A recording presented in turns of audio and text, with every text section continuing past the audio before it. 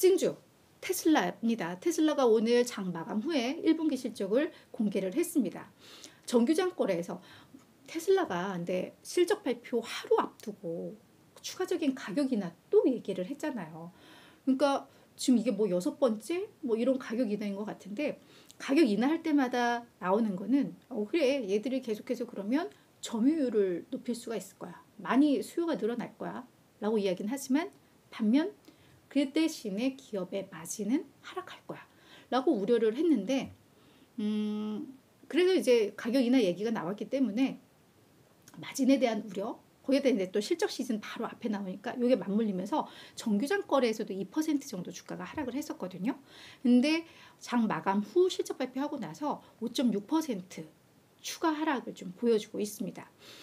이게 제가 처음 실적 발표하고 나서 봤을 때는 한 마이너스 2 뭐 이랬는데 계속 좀 낙폭이 커지고 있는 상황이긴 해요. 그래서 컨퍼런스 콜을 하고 관련해서 이야기를 하면서 오히려 심리가 더 안 좋아지고 있는 그런 국면인데, 테슬라는 이제 컨퍼런스 콜 내용과 뭐 다 종합을 해서 아마 월가에서 오늘 보고서들이 뭐 20여 개 쏟아질 겁니다. 그거 내일 종합해서 또 다시 한번 정리를 해드릴게요.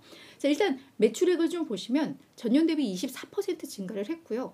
최근 테슬라에 대해서는 뭐 매출액도 그렇고 이 판매 실적도 그렇고 이 가이던스, 그러니까 월가의 예상치의 밴드가 좀 통일되지 않고 좀 넓게 확정이 돼요. 그래서 매출도 일부에서는 뭐 예상을 밑돌았다고도 하고 예상을 밑돌았다고도 하는데 그냥 예상 수준이었다고 보시면 될 것 같아요, 매출액은. 그리고 조정 EPS도 0.85를 기록을 하면서 예상에 부합은 했습니다. 다만 이게 전년 대비로는 20.6% 감소를 한 거거든요. 특히나 이제 마진 부분이 저희들의 또 관심사인데, 이렇게 수익성이 약화가 됐다는 건 결국은 마진도 악화된 거죠. 실제 에비타 마진이 전년도 같은 기간 27%에서 18.3%로 감소를 했고요. 영업마진이 19.2에서 11.4%로 확실히 줄었습니다. 마진에 대한 우려가 결국은 현실화가 된 거예요. 그래서 이제 테슬라 측에서는 신규 공장을 제대로 활용을 하지 못했고 활용도가 좀 낮았었고, 거기다 이제 원자재 등 비용 증가 등으로 수익성이 악화됐다라고 이야기는 좀 하고 있습니다만, 월가에서는 대부분 이거에 대해서 이제 가격 인하 영향이다라고 또 해석들을 하고 있습니다. 그리고 이제 하루 전에 발표했다고 하는 이 모델 Y도 이제 3개 등급이 있잖아요. 근데 이 부분에 대해서 전체 다 $3,000를 가격을 인하를 하겠다고 했고, 모델 3에 대해서는 $2,000 또 추가 인하를 하겠다고 했습니다. 근데 실적 발표 후에 머스크가 뭐라고 했냐면, 뭐 마진에 대한 우려 있지만 우리의 마진은 여전히 업계 최고야. 뭐 당연한 거죠. 지금 뭐 2위 기업, 3위 기업하고 갭도 크고 하니까 마진은 여전히 업계 최고이고, 그리고 리더 위치를 더 높일 좋은 시기야라고 얘기하고 있습니다. 이거는 가격 인하에 대한 이야기인 것 같아요. 그래서 우리는 더 많이 생산을 할 것이고 뭐 더 많이 판매를 할 것이고, 그러면서 이제 리더 위치를 더 높이겠다라고 하는데, 실제로 테슬라가 계속 가격 인하하면서 다른 전기차 업체들, 그리고 기존 뭐 내연기관 만들던 차들도 전기차로 많이 넘어오고 있는데 이들도 지금 되게 어려움을 겪고 있거든요. 그래서 그런 점에 있어서 머스크는 그게 하나의 우리가 리더 자리를 공고히 하기 위한 전략이다라고 얘기는 하고 있는 상황입니다. 자, 이제 두 번째, 테슬라와 같은 이제 전기차, 전기 트럭 스타트업이죠. 리비안 오늘 준비를 했는데, 앞서서도 리비안에 대해서 상당히 가장 긍정적으로 봤던 애널리스트가 목표 주가를 76% 하향 조정하면서 제가 며칠 전에도 다룬 바가 있잖아요. 근데 추가로 RBC 캐피탈에서도 또 비슷한 분석이 좀 나왔습니다. 그래서 리비안 4.5% 하락을 했는데요. 투자 의견을 시장 수익률 상회에서 시장 수익률로 그러니까 예를 들어 뭐 약간 비중 확대해서 중립 정도로 낮춘 뭐 그런 국면일 것 같아요. 그래서 목표 주가를 근데 $28에서 $14로 50%나 하향 조정을 했습니다. 그러면서 뭐라고 했냐면, 단기적으로 상승 동력이 부족하고 이 마진이 개선될 만한 뭐 그런 요인들이 너무 제한적이다라고 좀 이야기를 했습니다. 그런 것들이 주가에 영향을 미쳤다라고 이해를 하시면 될 것 같아요. 자, 세 번째, 유나이티드 에어라인입니다. 요 기업은 7.5% 급등을 했어요. 미국의 항공주주사고 저희가 얼마 전에 좀 특징주에서 다뤘었죠. 그때 실적 발표 앞두고 약간 실적에 대해서 예방주사 촉 놓으면서 그때는 아마 10% 넘게 하락을 했을 텐데 그 예방주사가 좀 효과를 본 것 같아요. 매출액은 114억 달러로 전년 대비 51% 급증을 했습니다. 예상치에 부합을 했고요. EPS 0.63달러 적자 나왔습니다. 시장에서는 0.74달러 적자 예상을 했으니까 선방했네 입니다. 근데 이게 되게 재밌는 게 당초 월가 예상치는 플러스 0.66달러였죠. 근데 이 유나이티드 에어라인이 지난주였죠. 지난주인가? 그때 이제 이야기를 하면서 우리 아마 EPS 마이너스 0.6에서 마이너스 1달러 정도 될 것 같아.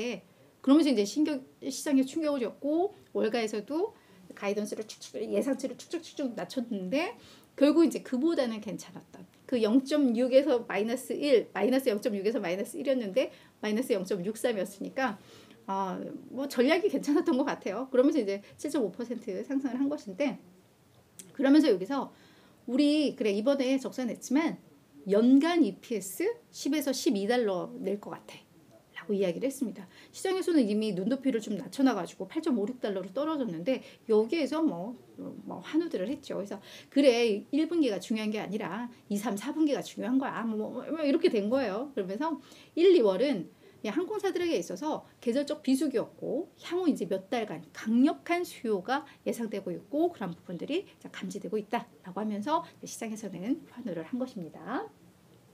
마지막 그래서 이 베드웨스 & 비욘드 오늘 좀 가지고 나왔는데요. 35.3% 급등을 했습니다. 어제도 22% 올랐잖아요. 근데 오늘 추가적으로 올랐는데 시간 외에서 변동성이 좀 커요. 이 바로 장 마감 후에 시간 내에서 30% 넘게 급락을 하다가 지금은 한 20% 하락을 하고 있는데 가정용품 소매 업체이고요. 베드웨스 & 비욘드 지금 3거래일 연속 급등하고 있습니다. 이번 주 들어서 그러니까 지금 얘네들이 수요일이었으니까 월화수죠. 첫날 월요일날 17.6% 올랐고요. 어제 22.5% 올랐고 오늘 35.3% 상승을 한 겁니다. 자, 파산 위험은 여전해요. 얘네 지금 유상증자 추진하고 있고 이제 26일까지 이걸 받고 있을 거예요. 그때 아마 마감이 될 거고 지금 역분할 준비하고 있죠. 그러니까 주식 통합이죠.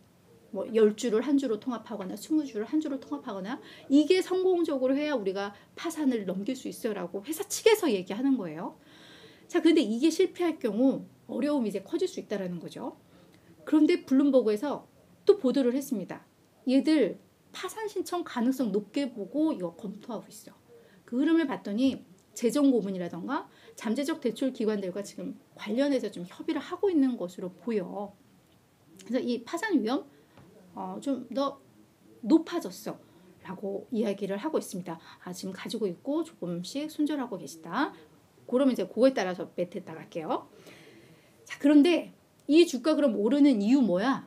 라고 봤더니 투자자들의 조직적 공동 대응이 시작을 했습니다. 대표적인 밈주식의 흐름인 거죠.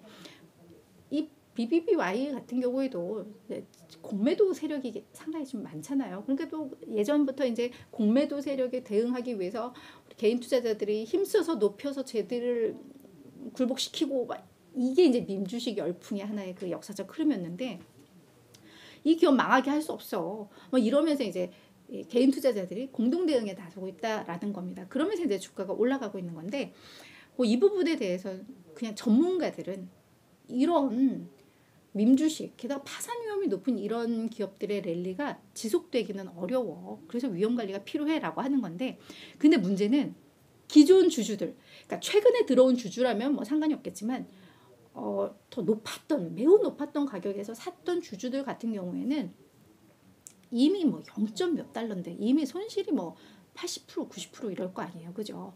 그러다 보니까 지금 팔아봤자 얻을 게 뭐가 있어. 그러니까 팔지를 못한다라는 거죠. 기존 투자자들은. 얘들이 오래 급등을 할 수 없어. 이 월가에서 얘기를 해도 뭐 그거 같아요. 0달러가 되나 0.46달러가 되나 나한테 뭐가 달라. 근데 약간 이런. 그래서 아마 팔지를 못할 그런 상황일 것이고 그래서 이들이 이제 조직적인 대응에 나서고 있는 것이고 그리고 우리 우리나라에서도 시장에서 보시면 그 상장 폐지를 앞두고도 정리매매 기간에도 주가가 막 급등하기도 하고 급락하기도 하잖아요. 그러니까 막판 투기적인 거래. 그래서 그렇게 해석을 하는 분위기들이 좀 많습니다.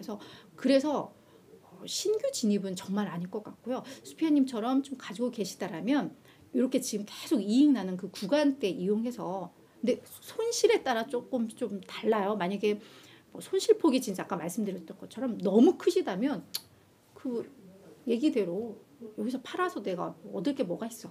이런 관점으로 접근하셔도 될 것 같고, 그게 아니라 뭐 손실폭이 좀 제한적이시거나 이렇다면 이렇게 막 올라갈 때 조금씩 뭐 줄이시는 것도 나쁘진 않을 것 같다라는 조언 좀 드리도록 하겠습니다.